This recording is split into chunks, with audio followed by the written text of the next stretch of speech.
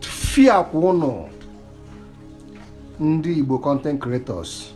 Ngwa genu ntị. Skibo na here with people. Ka ife anaghị alụ. Ha na-asụ ọfịa. Na-asụ ahịhịa. Ema why? Because na very dark man. Obele nwata nyaha. 32 years old boy. Snonya bụ king of rattle movement. Where go everybody. How clean up?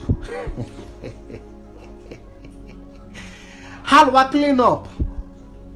All the whole Igbo content creators. Ndị na-achọ favor n'aka onye mba, onye bini na-achị n'ọchịchị ifele mee unu. Mana the same guy na-abụ very dark man. Pụtara since last 2 years ka o ji ube n'ihu akwụkwọ. Mana unu nọ here since last 10 years have no impact. Onweghị ururu bara na-abụghị izu ohi. Now you want to use very dark man to trend. Skibo and others may go pensioner. No wonder o ji eme onye bụ ọchịchị. Ọ bụ ịsavụ ndị Fulani, ọ ịsavụ ndị Yoruba.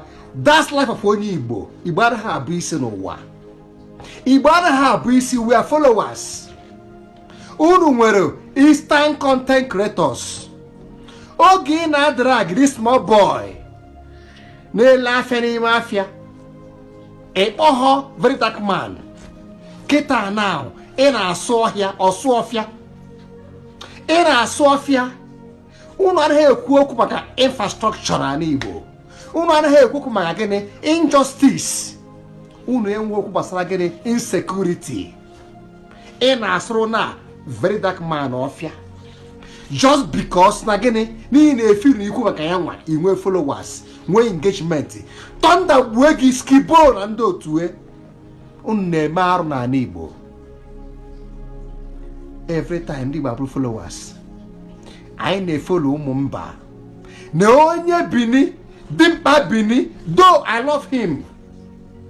Ka okwu eziokwu. Mana ngwa bụ Skibo kwesịrị ịbụ a role model to the people. People are following you now. Unu na-asụzi ọfịa. Na ọ sị na very dark man unu sụkwala ọfịa. Why can't you people stand as one? Afro video in a drag park. Other people niile. Unu na-agba onwe unu war. Mana unu na-abụ enyi ndị mba.